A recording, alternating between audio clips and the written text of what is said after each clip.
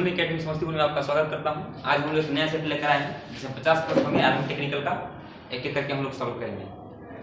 तो ये पहला प्रश्न बोर्ड पर दिख रहा है।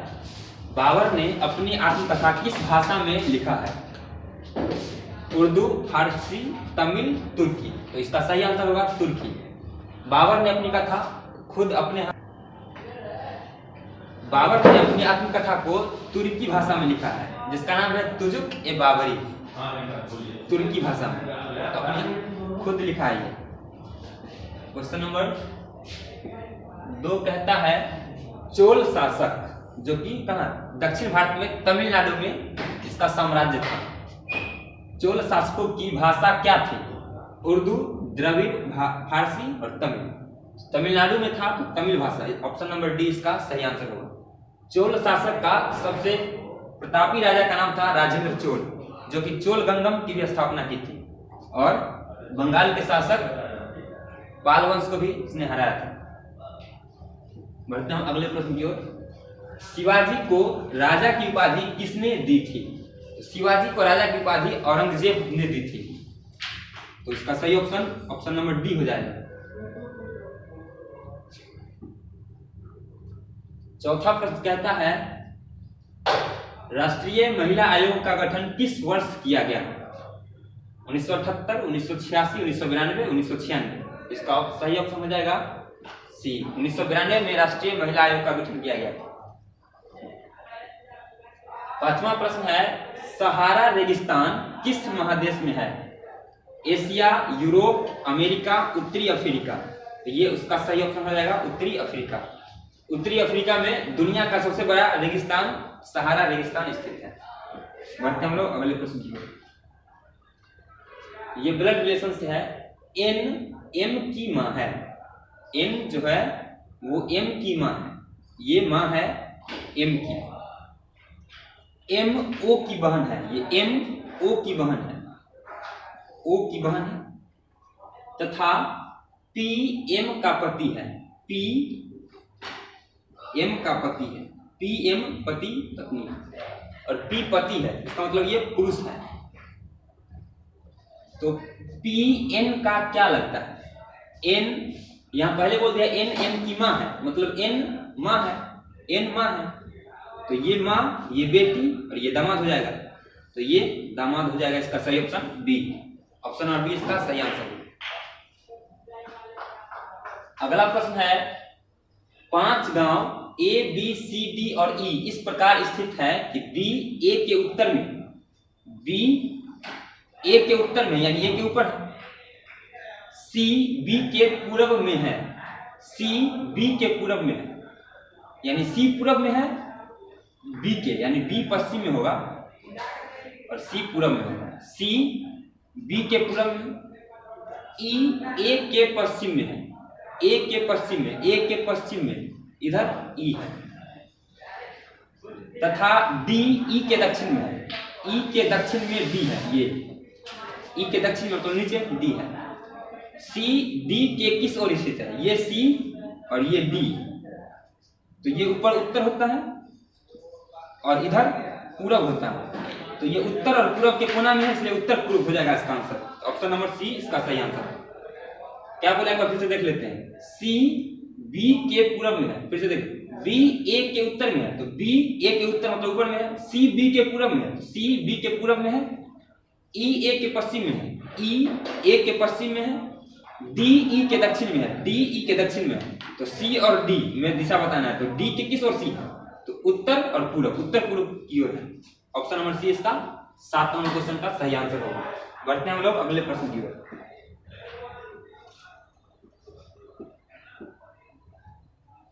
8 नंबर क्वेश्चन कहता है जी के ओ आर भी जेड टी एक्स बी। तो अगला स्थान क्या होगा, किसका होगा? तो जी 8 नंबर पर है, के 11 नंबर पर है और ओ 15 नंबर पर है। आर 18 नंबर पर है, भी 22 नंबर पर है और जेड 26 नंबर पर है। उसी तरह टी 20 नंबर पर है, एक्स 24 नंबर पर है और बी 2 नंबर पर है।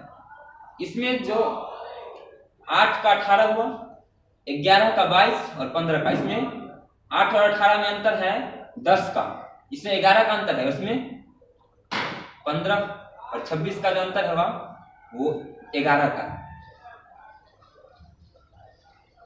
इसमें 10 का अंतर है, इसमें 11 का अंतर है, उसमें भी 11 का अंतर है।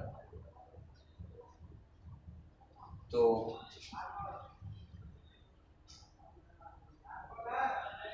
अच्छा, जी 7 में आता है, जी 7 में, जी 8 में नहीं आता,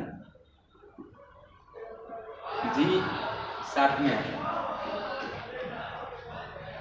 8 नंबर क्वेश्चन को हम लोग देखते हैं फिर से। जी 7 नंबर पर आता है, 8 गलत लिख दिए। के 11 नंबर पर आता है, ओ 15 नंबर पर आता है। उसी तरह आर 18 नंबर पर आता है, और भी 23 नंबर पर आता है, और जेड 26 नंबर पर आता है। ये सब 11 का अंतर है सब में। ये 22 होगा, 22। ये 11 का अंतर, सब में 11 का अंतर है। तो इसी तरह इसमें 11 जोड़ देंगे। टी 20 पर है, ये 24 पर एक से, और बी 2 पर है। इसमें 11 जोड़ेंगे तो 6 5 नंबर पर आ जाएगा। इसमें 11 जोड़ेंगे तो 4 1 5 2 1 3 35 पर आएगा, मतलब 4 और 5 11 नंबर पर आएगा। और 2 में 11 जोड़ेंगे तो 11 2 13, यानी 5 नंबर पर आएगा। ई 11 पर के और 13 पर एम, ई के एम।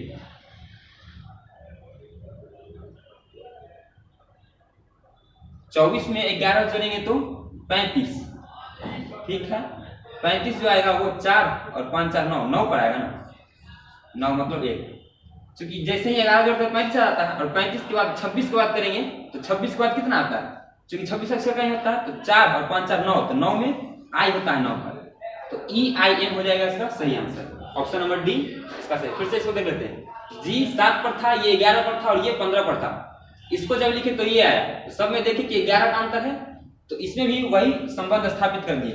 20 के बाद 11 जोड़ेंगे तो 26 के बाद तो 1 से शुरू हो जाता है, तो 26 के बाद लिख लेते हैं। इसमें 11 जोड़ेंगे तो 31 आ जाता है, और 26 के बाद 5, तो इसलिए 5वां अक्षर हो जाता है। फिर 24 के बाद 11 जोड़ेंगे तो 35, और 35 26 के बाद 9वां अक्षर है, ये 9वां अक्षर हो जाएगा। और 2 के 11 जोड़ेंगे तो 11 2 13, तो ये 13वां अक्षर हो जाएगा। ई 9 पर आता है आई, और 13 का एम होता है, ई आई एम इसका सही आंसर है। Option number D. बढ़ते हैं हम लोग 9वां प्रश्न की ओर। 1 फरवरी 1920 को बृहस्पतिवार यहां पर था, तो 5 मार्च 2020। अच्छा, 1920 लीप ईयर है ना, लीप ईयर का मतलब है 29 दिन का महीना, फरवरी। तो एक दिन हो गया फरवरी में, तो 29 में से इसमें बच गया 28 दिन। और ये 5 मार्च है, 5 मार्च का मतलब है 5 दिन, 28 5 8 5 13, 33 में अगर 7 से डिवाइड करेंगे तो कितना शेष बचेगा? 7 चौक 28, यानी 5 दिन शेष बचेगा। तो 5 दिन बृहस्पतिवार के बाद 5 दिन कर देंगे, तो बृहस्पतिवार के बाद 5 दिन करेंगे तो शुक्रवार, शनिवार, रविवार, सोमवार, मंगलवार। इसका सही ऑप्शन हो जाएगा सी। अगला प्रश्न कहता है, रीजनिंग है, 165, 195, 255, 285 और 345 के बाद क्या होगा? तो देखेंगे, सबसे पहले अंतर देखते हैं। ये दोनों का अंतर है 0 6 3 9, फिर इन दोनों का अंतर है 0 15 9 6 15, 60 का अंतर है। फिर इन दोनों का अंतर है 0 8 से 5 गया 3, 30 का। फिर इन दोनों का अंतर है 0 और 14 में से 8 गया तो 6, 2 में से 2 गया 0, यानी 30 का अंतर हुआ, फिर 60 का अंतर हुआ, फिर 30 का अंतर, फिर 60 का अंतर, फिर 30 का अंतर। इसका मतलब इसमें 30 जोड़ देंगे तो आ जाएगा 5 4 3 7 3 1 3, 375 हो जाएगा यहाँ पर। ऑप्शन नंबर बी सही आंसर। 11 नंबर क्वेश्चन कहता है, निम्न में से कौन सी वस्तु चुंबकीय है? पिछले सेकंड करवाए थे कि चुंबकीय लोहा है, कोबाल्ट है और निकेल है, और एक गैडोलिनियम भी हो जाता है। ये कभी कभी पूछता है, ज्यादातर यही तीनों रहता है। तो कौन वस्तु चुंबकीय है, मतलब यही तीनों में से कोई होगा, यही चारों में से कोई, ज्यादातर यही फेमस है। फेरस, कोबाल्ट और निकेल, लोहा, कोबाल्ट, निकेल। तो कौन चुंबकीय? लोहा चुंबकीय है, बाकी कोई चुंबकीय नहीं है। ऑप्शन नंबर बी इसका सही आंसर। 12 नंबर क्वेश्चन कहता है, विद्युत किस में उत्पन्न होगा? तो विद्युत उत्पन्न होता है पहला ऑप्शन है डायोड, ट्रांजिस्टर, डायनेमो, मोटर। तो डायोड से विद्युत उत्पन्न होता है। डायोड का काम है यांत्रिक ऊर्जा को विद्युत ऊर्जा में बदल देना। तो यांत्रिक ऊर्जा से विद्युत ऊर्जा उत्पन्न होता है डायनेमो में। तो विद्युत किससे उत्पन्न होगा? डायनेमो से। ऑप्शन नंबर सी इसका सही आंसर होगा। बढ़ते हम लोग अगले प्रश्न की ओर। ध्वनि की गति सबसे तीव्र, ध्वनि की गति सबसे तीव्र होता है सॉलिड में, उसके बाद लिक्विड में, उसके बाद गैस में। ये ध्वनि की गति का ऑर्डर है, क्रम है। तो जो ठोस होगा उसमें सबसे ज्यादा तीव्र होगा जल, लोहा, पारा और नन। तो सबसे ठोस पारा द्रव धातु है, जल भी द्रव होता है, नन ये लोहा क्या है? ठोस। ठोस में ध्वनि की गति तीव्र होती है। चुंबकीय प्रेरण का नियम किसने दिया था? चुंबकीय प्रेरण का नियम दिया था फैराडे ने, जो डायनेमो के आविष्कारक भी हैं। तो ऑप्शन नंबर ए इसका सही ऑप्शन हो जाएगा। अगला प्रश्न कहता है जेट इंजन का आविष्कार कौन किया था? किसने किया था? तो फ्रैंक व्हिटले। इसको याद करना पड़ेगा। जेट इंजन के आविष्कारक फ्रैंक व्हिटले। ध्रुवों पर नमन कोण का मान, ये पृथ्वी है और ये विषुवत रेखा है। तो ध्रुवों पर नमन कोण का मान 90 डिग्री होता है। जो विषुवत रेखा से एंगल बनता है उसको बोलते हैं नमन कोण। नमन कोण बोलते हैं विषुवत रेखा से जो एंगल बनता है। ध्रुव पर जो कोण बनेगा वो 90 डिग्री का एंगल बनेगा, लंबवत होता है। ऑप्शन नंबर डी इसका सही ऑप्शन हो जाएगा। 17 नंबर क्वेश्चन कहता है निम्नलिखित में से कौन सा एक प्रकृति में अनुचुंबकीय? अनुचुंबकीय मतलब पैरामैग्नेटिक। पैरामैग्नेटिक का मतलब है जिसमें lone pair of electron, electron की निर्जन जोड़ी बच जाती है। तो अनुचुंबकीय जो चुंबकीय क्षेत्र में थोड़ा अट्रैक्ट होता है, ज्यादा अट्रैक्ट नहीं होता। तो अनुचुंबकीय का उदाहरण ऑक्सीजन है, सोना है यानी गोल्ड, प्लेटिनम भी है, एल्यूमिनियम भी है।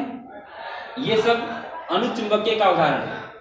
तो ऑक्सीजन, ऑप्शन नंबर सी इसका सही ऑप्शन हो जाएगा। अनुचुंबकीय का उदाहरण ऑक्सीजन। बढ़ते हम लोग अगले प्रश्न की।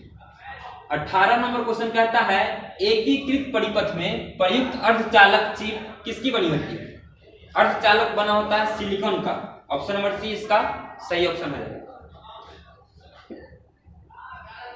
100 वाट, वाट मतलब शक्ति, 100 वाट शक्ति का यह मात्रक है। 100 वाट का बिजली का बल्ब यदि 10 घंटा तक जले तो बिजली का खर्च होगा। इकाई मतलब यूनिट बताना है, कितना यूनिट बिजली खर्च हुआ। तो एक यूनिट का मतलब होता है, एक यूनिट का मतलब होता है 1 किलोवाट घंटा। तो यहाँ 100 वाट है, 100 वाट में 0.1 किलोवाट होगा, क्योंकि 1000 से भाग करेंगे तो किलोवाट में बदल जाएगा। वाट को किलोवाट में बदलने के लिए 1000 से भाग करते हैं। 100 में 1000 से भाग करेंगे, 2 जीरो से 2 जीरो खत्म, ये 1 जीरो बच गया, तो यहाँ पर डिफरेंस पड़ जाएगा। तो 0.1 किलोवाट और घंटा दिया है 10 घंटा, तो 10 से इसको गुना कर देंगे। 10 इकाई 10, 1 अंक के बाद डेसिमल, तो 1 बचा ना, 1 यूनिट हो जाएगा इसका सही आंसर। 1 इकाई यानी 19 नंबर क्वेश्चन का बी नंबर ऑप्शन सही है। 20 नंबर क्वेश्चन कहता है यदि तार की त्रिज्या आधी कर दी जाए, त्रिज्या को आधा कर देना, तो प्रतिरोध, प्रतिरोध का फॉर्मूला होता है R बराबर रो L बाई ए। R यानी प्रतिरोध, रो माने प्रतिरोधकता, L माने चालक की लंबाई, ए मतलब चालक तार का अनुप्रस्थ काट का क्षेत्रफल। त्रिज्या को आधा कर देना है, यानी A का जो वैल्यू होता है पाई आर स्क्वायर, इस R को आधा करना है, मतलब पाई R बट्टा 2 का स्क्वायर, मतलब पाई आर स्क्वायर बट्टा 4। तो इस एक यहां पर हो जाएगा पाई आर स्क्वायर बट्टा 4। और अगर पुराना वाला देखेंगे तो रो L बाई ए, ये R1 का वैल्यू था, ये R2 का वैल्यू। R1 इतना था, R2 पाई, यहाँ पाई आर स्क्वायर था, पाई आर स्क्वायर के पर पाई स्क्वायर बट्टा 4 हो गया। रो से रो कैंसिल, L से L cancel, pi R square से पाई आर स्क्वायर कैंसिल, ये सबसे नीचे वाला सबसे ऊपर चला जाएगा, यानी ये जो R है यहाँ चला जाएगा। R1 बट्टा R2 बराबर हो जाएगा 1/4। इसका मतलब है R2 4 गुना हो जाएगा, 4 गुना 4 हो जाएगा, ऑप्शन नंबर सी में होगा 4 गुना। ऑप्शन नंबर सी इसका सही आंसर होगा। ऑप्शन नंबर सी में चेंज क्या करना है, 4 यहाँ पर गुना छूट गया है, 4 गुना हो जाएगा। क्यों? क्योंकि क्षेत्रफल जो है 1/4 हो जाता है। जब क्षेत्रफल चौथाई हो जाएगा तो प्रतिरोध 4 गुना हो जाएगा। त्रिज्या आधा कर देने से क्षेत्रफल 1/4 हो जाता है और प्रतिरोध 4 गुना हो जाता है।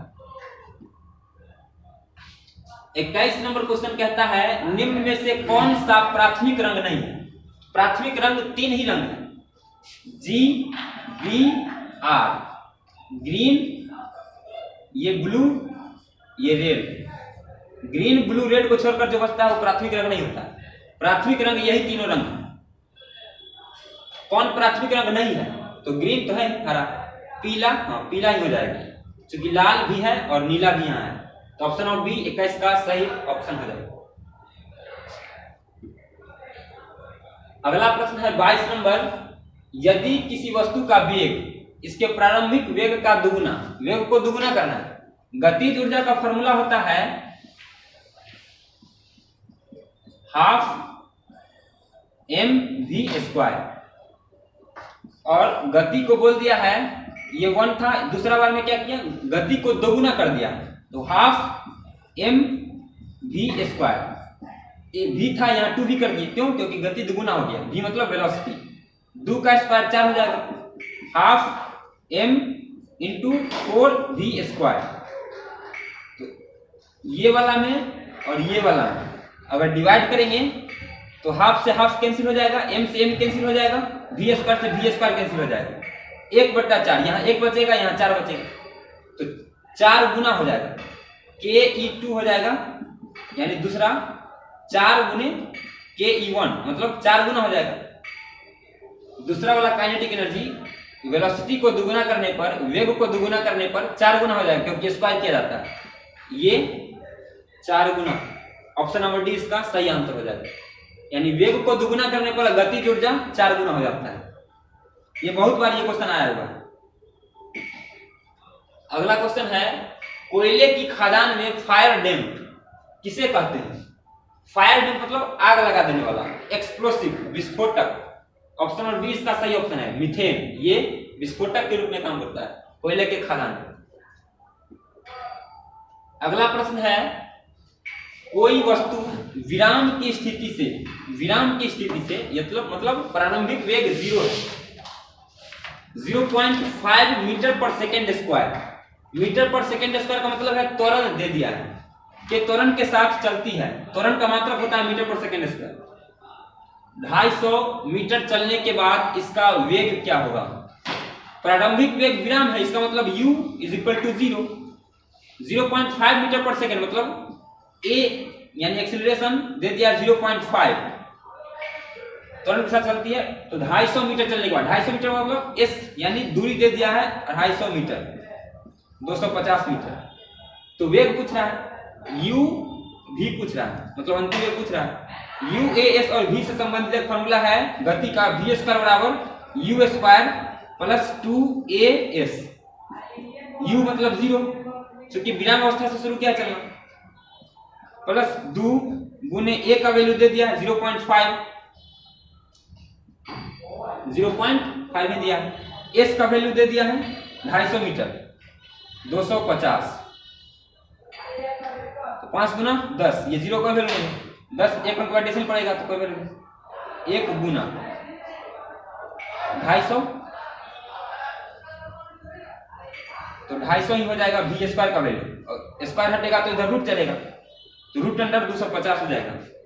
√250 का वैल्यू लगभग 15 के करीब में आएगा, लगभग 15 के करीब में, ठीक है, लगभग 15.8 के करीब आता है लगभग, तो यही 15 मीटर पर सेकेंड ही मानेंगे, ठीक है। ऑप्शन नंबर बी इसका लगभग सही आंसर है 24 नंबर क्वेश्चन का। पृष्ठ तनाव का विमीय सूत्र, पृष्ठ तनाव बराबर होता है फोर्स यानी बल बटा लंबाई, और फोर्स का होता है mLT−2 और लंबाई का l, ऊपर जाएगा तो -1 हो जाएगा, तो इससे ये कैंसिल हो गया, MLT, ये MLT 2, यानी कोई ऑप्शन सही नहीं है। तो सही कर लेंगे आप, m l के पावर 0 कर लेंगे और t के पावर -2, इसको बड़ी ब्रैकेट के अंदर हमेशा रखते हैं, m l के पावर 0 t के पावर -2, यही ऑप्शन सही होगा। कहीं पर है नहीं, आप कहीं पर कर लेंगे। ऑप्शन नंबर डी इसका हो सकता है सही, हो ही जाएगा। इनमें से कौन अधातु नहीं है?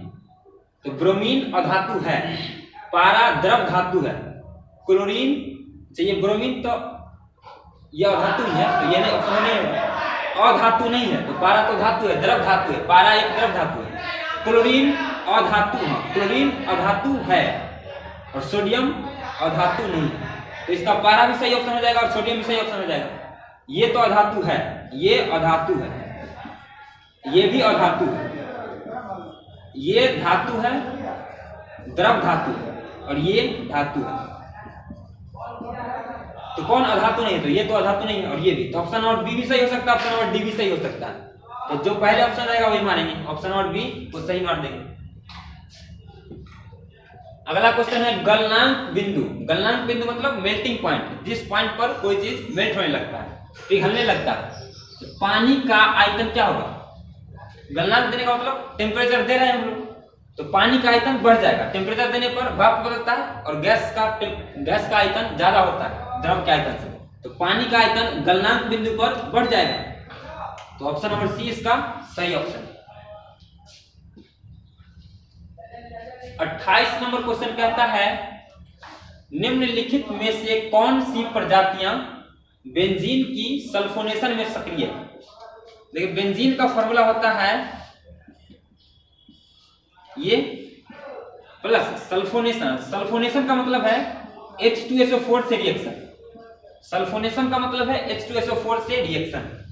H2SO4 से बेंजीन तभी रिएक्ट करेगा जब कैटलिस्ट के रूप में SO3 यानी सल्फर ट्राइऑक्साइड प्रेजेंट होगा। तो ये बन जाता है बेंजीन सल्फोनिक एसिड SO3H, इसका नाम है benzene sulphonic acid. Sulphonic acid benzene H2SO4 में सक्रिय कौन है? SO3। ऑप्शन नंबर ये नहीं को काट देंगे, तो ये सही ऑप्शन है, बी हो जाएगा SO3। ये नहीं को काट देंगे तब। ऐसे तत्व 29 नंबर क्वेश्चन कहता है ऐसे तत्व जिनमें धातु और अधातु दोनों के गुण पाए जाते हैं वे उपधातु कहलाते हैं। तो ऑप्शन नंबर ये है आदर्श धातु, उपधातु, मिश्र धातु, धातुमल। उपधातु, उपधातु में धातु और अधातु दोनों के गुण पाए जाते हैं, जैसे सिलिकॉन, जर्मेनियम। निम्नलिखित में से कौन एक यौगिक वायु मिश्रण है? वायु क्या है? मिश्रण। और मिश्रण अशुद्ध होता है और यौगिक शुद्ध पदार्थ है। यौगिक शुद्ध पदार्थ है, मिश्रण अशुद्ध पदार्थ है। पारा धातु है और ये तत्व में आएगा। ओजोन O3 इसका फॉर्मूला होता है और ये अणु में आएगा। क्यों? क्योंकि एक ही प्रकार के एटम से मिलकर बना है। एक ही प्रकार के एटम अगर मौजूद हो तो उसको अणु बोलते हैं, यौगिक नहीं बोल सकते। अमोनिया में NH3, इसमें दो प्रकार के एटम मौजूद है, एक नाइट्रोजन और दूसरा हाइड्रोजन। और जब दो प्रकार के एटम मौजूद होते हैं तो उसको यौगिक बोल सकते हैं। ऑप्शन नंबर डी इसका सही ऑप्शन हो जाएगा। यौगिक केवल अमोनिया है, ये अणु है, ये धातु यानी तत्व है, और वायु मिश्रण है। अगला क्वेश्चन कहता है निम्नलिखित में से कौन, ये 31 नंबर क्वेश्चन कहता है अपमार्जक। अपमार्जक का मतलब होता है गंदगी को साफ करने वाला, यानी कचरा को साफ करने वाले को अपमार्जक बोलते हैं। अपमार्जक होते हैं निर्मलक, दवाएं, साबुन, उत्प्रेरक। तो ये निर्मलक हो जाएगा। क्यों? क्योंकि अपमार्जक पानी में झाग उत्पन्न करता है और साबुन कठोर जल में भी झाग उत्पन्न नहीं करता, ये करता है। तो निर्मलक, अपमार्जक और साबुन में थोड़ा अंतर है। तो अपमार्जक साबुन नहीं हो सकता, अपमार्जक निर्मलक हो। साबुन भी कचरा को साफ करता है लेकिन ये खारा जल में झाग उत्पन्न नहीं पैदा करता है, लेकिन अपमार्जक खारे पानी में भी झाग उत्पन्न करने में सक्षम है। 32 नंबर क्वेश्चन कहता है निम्नलिखित भट्टियों में से किस भट्टी का सबसे अधिक ताप उत्पन्न किस भट्ठी से सबसे अधिक ताप उत्पन्न किया जा सकता है?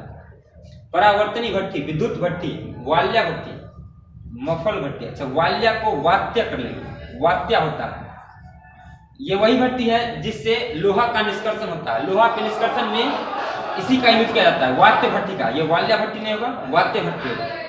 ऑप्शन नंबर बी इसका सही आंसर है, क्योंकि सबसे अधिक ताप वात्य भट्टी में ही उत्पन्न होता है। लोहा का निष्कर्षण में इसी का यूज किया जाता है।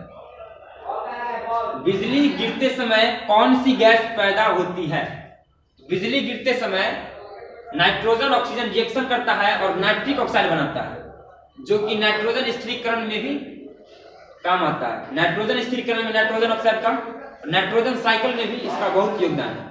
तो जब बिजली कड़कती है तो नाइट्रोजन ऑक्सीजन रिएक्शन करके नाइट्रिक ऑक्साइड बनाता है। ऑप्शन नंबर ए इसका सही आंसर हो जाएगा। अगला क्वेश्चन है 34 नंबर क्वेश्चन। यदि 500 ग्राम विलयन में 100 ग्राम शक्कर उपस्थित हो, 500 ग्राम विलयन में 100 ग्राम शक्कर, टोटल को नीचे रखेंगे और जितना विलय की मात्रा होगी उसको ऊपर रखेंगे। टोटल को नीचे रखेंगे, विलयन की मात्रा को, और जितना विलय की मात्रा होगा उसको ऊपर रखेंगे। 500 ग्राम विलयन में 100 ग्राम शक्कर है, तो विलयन के सांद्रता निकालने के लिए टोटल को नीचे यानी सॉल्यूशन को नीचे, सॉल्यूट को ऊपर, और इसको परसेंट में बदलने के लिए 100 से गुना, 2 0 से 2 0 कैंसिल, और 5 से ये 20 मरतबे खत्म हो जाएगा। तो 20% इसका ऑप्शन नंबर ए सही आंसर है। अगला क्वेश्चन कहता है H2SO4 का आणविक भार, इसका आणविक भार 98 हो जाएगा। कैसे? दो हाइड्रोजन है तो 2 गुने 1, हाइड्रोजन 2 है इसलिए 2 गुने 1, प्लस सल्फर का होता है 32 ग्राम पर मोल, ऑक्सीजन का होता है 16 ग्राम पर मोल, लेकिन है कितना 4, तो 4 से गुना कर देंगे। हाइड्रोजन 2 है तो 2 गुने 1 कर दिए, क्योंकि हाइड्रोजन का 1 होता है, सल्फर का 32 एक ही है, और ऑक्सीजन का 16 ग्राम पर मोल होता है, और 4 है तो इसलिए 4 से गुना, 2 प्लस 32 प्लस 16 चौका 64, 32 2 34 हो जाएगा, प्लस 64, 4 4 8 6 3 9, 98 ग्राम पर मोल हो जाएगा इसका सही आंसर। ऑप्शन नंबर डी 35 का।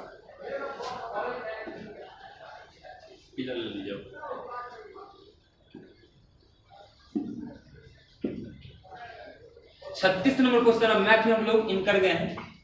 समबाहु त्रिभुज से ये प्रश्न आ गया। एक समबाहु त्रिभुज का परिमाप 18 सेंटीमीटर है, इसका क्षेत्रफल ज्ञात करें। परिमाप 18 सेंटीमीटर है किसका? समबाहु त्रिभुज का। समबाहु त्रिभुज कहते हैं जिसका सभी भुजा आपस में बराबर हो। अगर ये 6 है तो ये भी 6 होगा और ये भी 6 होगा। इसका परिमाप मतलब सभी भुजा का योग, 6 6 12 6 18, 18 सेंटीमीटर इसका परिमाप है। तो इसका क्षेत्रफल समबाहु त्रिभुज का क्षेत्रफल होता है √3/4 गुने भुजा स्क्वायर, √3/4 और भुजा का वैल्यू 6 आया, 6 का स्क्वायर मतलब 36, तो 4 9 36 हो जाएगा, 6 36 और 4 से काटेंगे तो 9 मरतबे कट जाएगा, तो 9√3 हो जाएगा इसका सही आंसर। 9√3 ऑप्शन नंबर ए इसका सही आंसर है। बढ़ते हैं हम लोग अगले प्रश्न को। 37 नंबर क्वेश्चन कहता है यदि एक वृत्त की त्रिज्या को तिगुना कर दिया जाए तो इसकी परिधि इसके पूर्व परिधि से कितना गुना हो जाए। वृत्त की त्रिज्या को, यानी वृत्त की त्रिज्या अगर r है तो इसका परिधि 2πr हो जाएगा, क्योंकि परिधि का फॉर्मूला होता है 2πr। तो ये पहला वृत्त का था। जब वृत्त को त्रिज्या को तिगुना कर दिए, r का वैल्यू 3r हो जाएगा, 2π और इंटू 3r। क्यों? क्योंकि r को तिगुना कर दिए, तो इसकी परिधि इसके पूर्व की परिधि से कितना गुना हो जाएगा? 3 गुना 2πr इंटू 3 कर देंगे, 2πr और ये 3 को बाहर कर दिए तो ये 2πr से 2πr कैंसिल हो जाएगा, तो ये कितना गुना हो जाएगा? 3 गुना हो गया, ये से ये कैंसिल, 3 गुना बच गया। औसत 135 है और सबसे बड़ी संख्या 180 है। 3 संख्या का औसत सबसे बड़ी संख्या 180, कोई एक और संख्या होगा, 2 और संख्या होगी, बाकी 2 संख्या का अंतर 25 है। एक संख्या जो सबसे बड़ी है वो 180 दे दिया है और बाकी जो 2 संख्या है उसका अंतर 25 है, यानी अगर उसमें एक x होगा तो दूसरा x प्लस 25 होगा। क्यों? क्योंकि इसमें और इसमें 25 का अंतर है, तो ये x होगा तो x प्लस 25 होगा, और इसका औसत दे दिया है 135। ये टोटल 3 संख्या है, तो इसका 3 से डिवाइड करेंगे और 135 हो जाएगा इसका। तो 180 और 25 205। 39 नंबर क्वेश्चन क्या कहता है, तीन संख्याओं का औसत 135 है, सबसे बड़ी संख्या 180 है और बाकी दो संख्याओं का अंतर 25 है। तो सबसे छोटी संख्या क्या होगी? सबसे बड़ी संख्या 180, दूसरा को मान लिए x, तो तीसरा अपने आप x + 25 हो जाएगा क्योंकि दो संख्या का अंतर 25 दे दिया है। सबसे छोटी संख्या निकालना है, मतलब x का वैल्यू निकालना है। 180 + x + x + 25 ये तीन संख्या है, तो बटा में 3 कर दिए, औसत दे दिया है 135। 180 25 205, x 2x हो जाएगा बराबर 135 को 3 से गुना करेंगे तो 5 तिया 15, 3 तिया 9 1 10, 3 इकाई 3 और 1 4, 135 तिया 405। 2x बराबर हो जाएगा 405 माइनस ये 205, 0 0 2, x बराबर हो जाएगा 200/2, ये 2 नहीं होगा, 200/2 मतलब 100। x का वैल्यू 100 आ जाएगा, इसका मतलब ऑप्शन नंबर सी सही आंसर है। 39 नंबर क्वेश्चन का ऑप्शन नंबर सी सही आंसर होगा। अगर बोलता एक और जो बच गया वो सब संख्या निकालने के लिए तो 100 में 25 जोड़ देते हैं, यानी 100 180 और 125 इसका औसत करेंगे तो 135 आ जाएगा। ऑप्शन नंबर सी इसका सही आंसर है। 40 नंबर क्वेश्चन कहता है 2y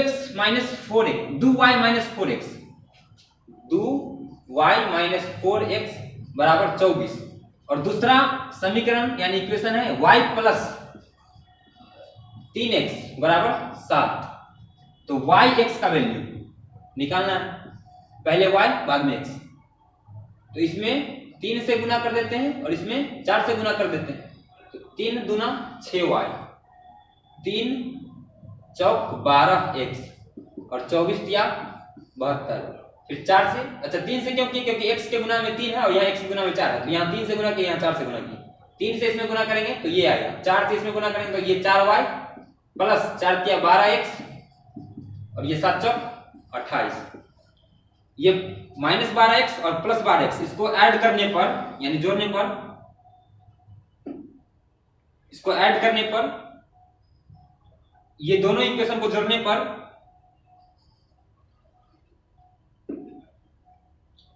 पर ये कट जाएगा और 6 4 10y आएगा और इसको जोड़ेंगे तो 8 2 10 7 2 1 10, ये 0 से 0 कैंसिल, y बराबर 10। तो यानी y ये हो सकता है या ये हो सकता है। अब x का वैल्यू निकालेंगे, y का वैल्यू 10 यहां पर पुट कर देते हैं, कोई इक्वेशन पुट कर सकते हैं। y का वैल्यू अगर 10 पुट करेंगे, y + 3x बराबर 7 में y का वैल्यू 10 रखेंगे तो ये आ जाएगा 3x बराबर 7 - 10, तो x बराबर आ जाएगा -3 बटा में ये 3, ये सट्टा वाला बटा में चला जाता है, तो ये -1 बचेगा, x का वैल्यू -1। तो यहाँ 1 दिया है, यहाँ ये वाला ऑप्शन सही हो जाएगा। y का वैल्यू 10 और x का वैल्यू -1, यानी 10 - x, यही फॉर्मेट में बताना था। 40 का ऑप्शन नंबर डी सही आंसर होगा। 41 नंबर क्वेश्चन कहता है 80 मीटर लंबी रेलगाड़ी 120 मीटर लंबी प्लेटफॉर्म, रेलगाड़ी और प्लेटफॉर्म का लंबाई जोड़ेंगे तो टोटल डिस्टेंस यानी टोटल दूरी निकलेगी 20 सेकेंड में पार करती है। टाइम दिया हुआ है 20 सेकेंड, तो रेलगाड़ी की प्रति घंटा चाल, किलोमीटर प्रति घंटा में चाल निकालना है। तो चाल बराबर होता है दूरी बटा समय, चाल ही तो निकालना है। दूरी 80 मीटर और 120 मीटर को जोड़ेंगे तो 200 मीटर आएगा और समय 20 सेकेंड दिया है, 2 से ये 10 मतलब कैंसिल हो जाएगा, 20 दाएं 200, तो ये आया मीटर प्रति सेकेंड। पूछ रहा है प्रति घंटा में, प्रति घंटा में पूछने पर 18/5 से गुना कर देते हैं। मीटर पर सेकेंड को किलोमीटर प्रति घंटा में बदलने के लिए 18/5 से गुना करते हैं और इसके उलट यानी किलोमीटर प्रति घंटा को मीटर पर सेकेंड में बदलने के लिए 18/5 से गुना करते हैं, 5/18 से गुना करते हैं। तो 10 को 18/5 से गुना करेंगे, क्यों? क्योंकि किलोमीटर प्रति घंटा में बदलना है। 5 दूना 10, 18 दूना 36, ये जो आया ये किलोमीटर प्रति घंटा है, यानी 1 सेकेंड में 10 मीटर और 1 घंटा में 36 किलोमीटर।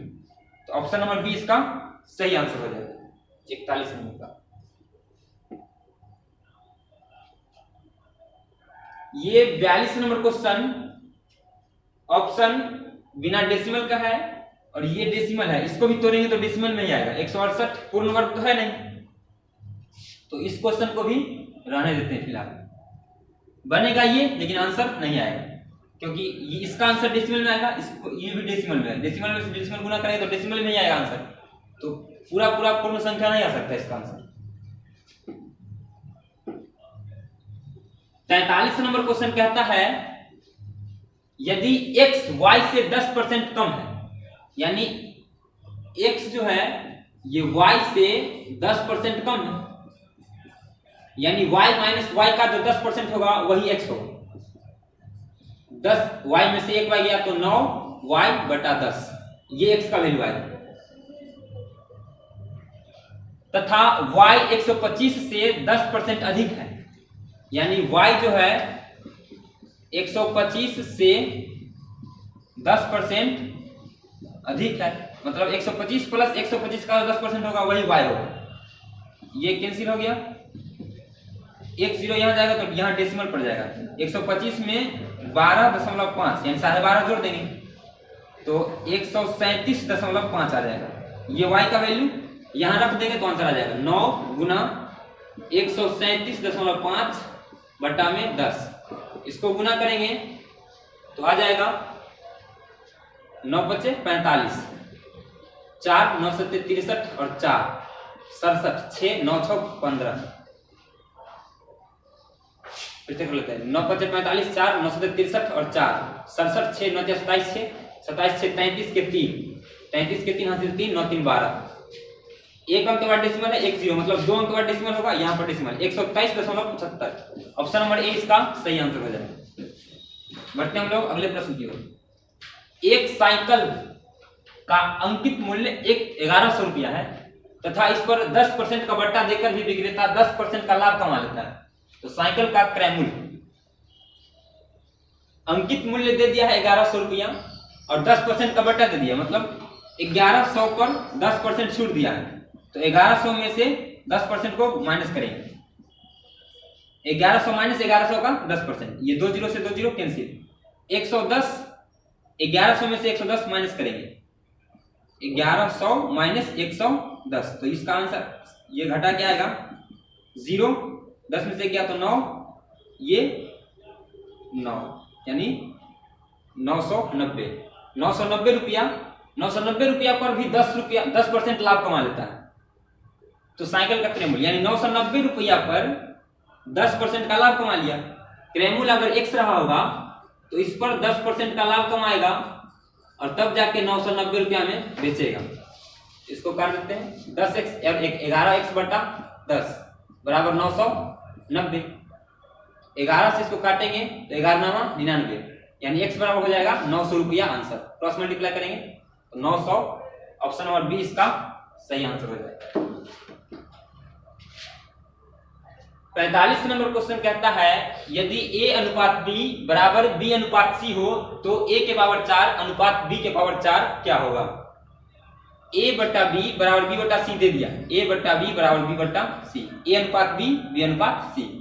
इसको क्रॉस मल्टीप्लाई करेंगे तो हो जाएगा b स्क्वायर बराबर ac, b स्क्वायर यानी ये b स्क्वायर बराबर ac। a के पावर 4 बट्टा b के पावर 4 निकालना है, a के पावर 4 बट्टा b के पावर 4, तो a के पावर 4 का कोई वैल्यू नहीं पता है, b के पावर 4 को हम लिख सकते हैं b स्क्वायर का स्क्वायर, मतलब ac का स्क्वायर। b के पावर 4 को लिख सकते हैं b स्क्वायर का स्क्वायर, मतलब ac का स्क्वायर। तो a के पावर 4 बट्टा ये स्क्वायर दोनों पर बढ़ जाता है, तो ये a स्क्वायर से यहाँ 2 कैंसिल हो गया, तो ऊपर बचा a स्क्वायर बट्टा नीचे c स्क्वायर, a स्क्वायर बट्टा c square. Option number C इसका सही आंसर हो जाएगा। 46 नंबर क्वेश्चन कहता है A किसी कार्य को 9 दिन में समाप्त कर सकता है, यदि B की कार्य क्षमता A से 50% अधिक है तो B अकेला इस कार्य को कितने दिन में समाप्त करेगा। B की कार्य क्षमता A से 50% अधिक है, इसका मतलब है कि A अगर 1 दिन में करेगा तो B आधा दिन में कर लेगा, क्योंकि ए से 50% ज्यादा है। अच्छा, ए अगर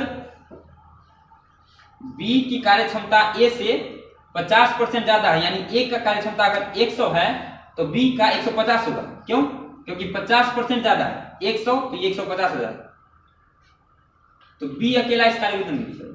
इसको काटते हैं, न्यूनतम करते हैं इसको, ये 5 गुना 10 और ये 5 दिया 15, यानी 3:2 में ए किसी कार्य को 9 दिन में समाप्त करता है, तो ए 9 दिन में समाप्त करता है और ए का जो क्षमता है ये 2 है, यानी काम जो होगा 9 दूना 18 होगा, 18 काम को करना है और बी का जो क्षमता है वो 3 ही है।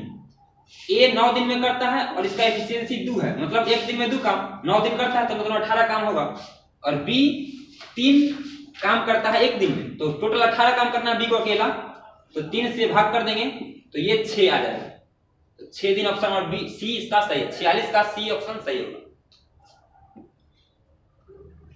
47 नंबर क्वेश्चन कहता है एक नाव धारा के विपरीत 40 मिनट में 4 किलोमीटर की दूरी तय करती है। यदि धारा की दिशा में यह नाव इस दूरी को 30 मिनट में पूरा कर लेती है तो शांत जल में नाव की चाल क्या होगी? देखिए, धारा के विपरीत दिशा का मतलब है कि धारा की दिशा और धारा की चाल और नाव की चाल आपस में माइनस हो जाएगी, अंतर हो जाएगा। और अगर धारा की दिशा में जाएगा तो धारा की दिशा और नाव की, धारा का चाल और नाव का चाल दोनों जुड़ जाएगा।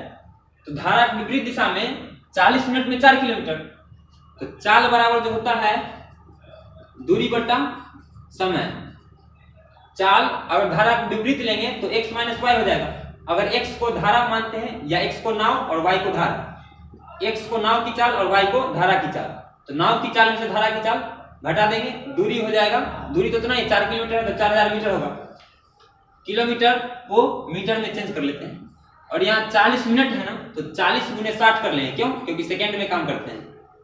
1 0 2 0 1 0, ये खत्म हो गया, ये 4 का है 40, तो x माइनस वाई का वैल्यू जो आया, यहाँ 5 कर लेते हैं, यहाँ 3 कर लेते हैं, तो 5/3। अगर धारा की दिशा में होगा तो x प्लस वाई होगा। क्यों? क्योंकि नाव की चाल और धारा की चाल दोनों जुड़ जाएगी। दूरी तो 4 किलोमीटर ही जाना है, इस पार से उस पार जाना मतलब 4 किलोमीटर, 4000 मीटर होगा। और 30 मिनट ना, तो 30 गुने 60, क्यों? सेकंड में काम करते हैं, 2 0 से यहाँ कैंसिल हो गया, यहाँ 3 कर लेते हैं, यहाँ 20 कर लेते हैं, तो 20 बट्टा हो जाएगा 9। ये जो आया है ये मीटर पर सेकंड में आया है, मीटर पर सेकंड है, ये चाल बराबर दूरी बट्टा समय। हाँ ठीक है, मीटर पर सेकंड, तो x प्लस वाई हो जाएगा 20/9। ये जो आ रहा है चाल का है, इसको अगर ऐड करेंगे तो माइनस वाई प्लस वाई खत्म हो जाएगा, तो 2x, x 2x और 5/3 और 20/9 जुड़ेगा तो आ जाएगा 9, 5 दिया 15 और 9 इकाई 9, 20 इकाई 20, तो 20 और 15 35/9। ये 2 यहाँ से कैंसिल होगा तो यहाँ बट्टा में आ जाएगा, तो 9 2 18। ये जो आया मीटर पर सेकंड में आया, और बताना है किलोमीटर प्रति घंटा में। किलोमीटर प्रति घंटा बदलने के लिए 18/5 से गुना कर देते हैं, तो 5 7 35, ये 9 2 18 से 18 कैंसिल, तो 7 बच गया। ऑप्शन नंबर सी इसका सही आंसर होगा। कितने वर्ष में साधारण ब्याज की 4% वार्षिक दर से कोई धन दुगुना हो जाए? कितने वर्ष में, मतलब टाइम नहीं पता है, साधारण ब्याज है और 4% दर दिया है, रेट दे दिया है 4%। धन दुगुना होने का मतलब है मिश्र धन दुगुना हो जाएगा। तो प्रिंसिपल अगर 1 रुपया होगा, यानी मूलधन 1 रुपया होगा, तो मिश्र धन 2 रुपया, इसका मतलब ब्याज 1 रुपया हुआ। तभी तो धन दुगुना कब होगा? जब ब्याज मूलधन के बराबर होगा। जब ब्याज मूलधन के बराबर होगा तो मिश्र धन अपने आप दुगुना हो जाएगा। तो धन दुगुना होने का मतलब है ब्याज बराबर मूलधन, तभी तो मूलधन में ब्याज जुड़ेगा तो मिश्र धन आएगा दुगुना। तो मूलधन को हम लोग मान लेते हैं x, तो ब्याज भी x हो जाएगा। साधारण ब्याज बराबर मूलधन गुने समय गुने दर बट्टा 100, दर 4 है, ये से ये कैंसिल, 4t बराबर 100, 4 से ये कटेगा तो 25 मरतबे, t का मान 25। ऑप्शन नंबर डी सही होगा इसका। 48 नंबर क्वेश्चन का ऑप्शन नंबर डी सही आंसर। आप खुद से भी सब क्वेश्चन को बना सकते हैं, अंत में मिला सकते हैं। वीडियो को पॉज करके खुद करिए। 49 नंबर क्वेश्चन कहता है 10 वर्ष पूर्व सचिन, या 10 वर्ष पहले सचिन की आयु अजय की आयु से दुगुनी, यानी अजय की आयु अगर 5 साल होगा तो सचिन की आयु दुगुना है तो 10 हो जाएगा। अजय की आयु x होगा तो सचिन की आयु 2x हो जाएगा। 10 वर्ष पहले की बात हो रही है। 10 वर्ष बाद सचिन की आयु 40 वर्ष होगी। 10 वर्ष बाद यानी पहले करते हैं, अजय की आयु अगर अजय की आयु x होगा तो सचिन की आयु 2x हो जाएगा। ये 10 वर्ष पहले की बात है। और 10 वर्ष बाद, अच्छा 10 वर्ष पहले जो था और 10 वर्ष बाद आएगा वो तो 20 वर्ष का अंतर हो गया। 10 वर्ष पहले और 10 वर्ष बाद मतलब 20 वर्ष का अंतर है।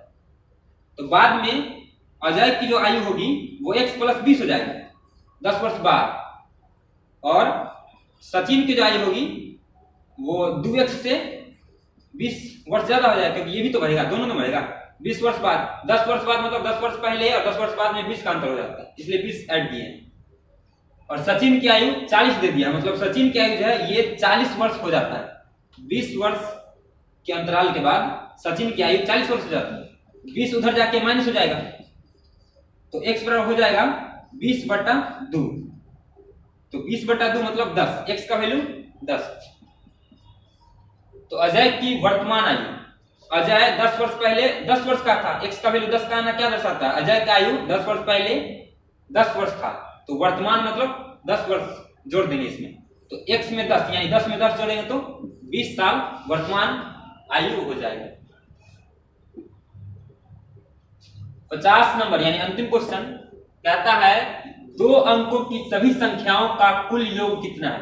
2 अंक की संख्या जो शुरू होती है वो 10 से लेकर और 99 तक जाती है।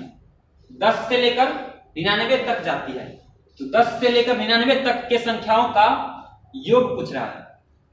इसका प्रथम पद 10 और जो अंतर होगा वो 10 के बाद 11 फिर 12 फिर 13, तो ये जो अंतर आ रहा है वो 1 का अंतर आ रहा है। और पहला पद 10 है और अंतिम पद 99 है। अंतिम पद मतलब an का वैल्यू 99।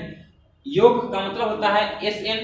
योग का फॉर्मूला है n/2 into a plus l। n का वैल्यू ये 99 है और 1 से लेकर 9 तक तो आया नहीं, तो 99 में से 9 माइनस करेंगे तो 10 से लेकर 99 तक के बीच जो नंबर होगा, 10 से लेकर 99 तक के बीच जो नंबर होगा वो 90 होगा। क्यों? क्योंकि 1 से लेकर 9 तक नहीं है इसमें, तो n का वैल्यू 90/2। a का वैल्यू a मतलब प्रथम पद 10 है और l मतलब अंतिम पद 99 है। ये 45 गुने 109, 45 को 109 से गुना करेंगे जितना आएगा वही आंसर होगा।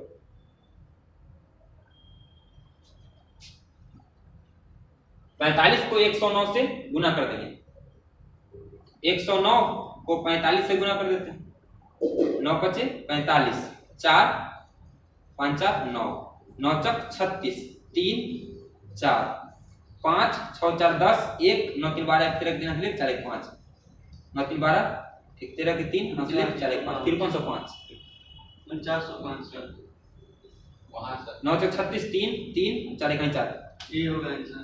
5 6 4 10 1 9 3 12 1 4 1 जिसके को 99 है ना, 89 को बदल होगा टोटल, 10 को छोड़ना है पीछे से 9 ना। ठीक है सर, गुना में गलती हुआ है आपको। हाँ 9 5 45 4 4 और 5 इकाई 5 ना भाई। अरे हाँ गुना गलती किए हैं आप। अब ये 5 इकाई 5 ना होगा। 4905। हाँ ठीक है 4905 होगा। 5 6 10 5 3 8 1 9 ये 4 4905 इसका सही आंसर होगा। कैलकुलेशन में मिस्टेक हो जाता है। ठीक है।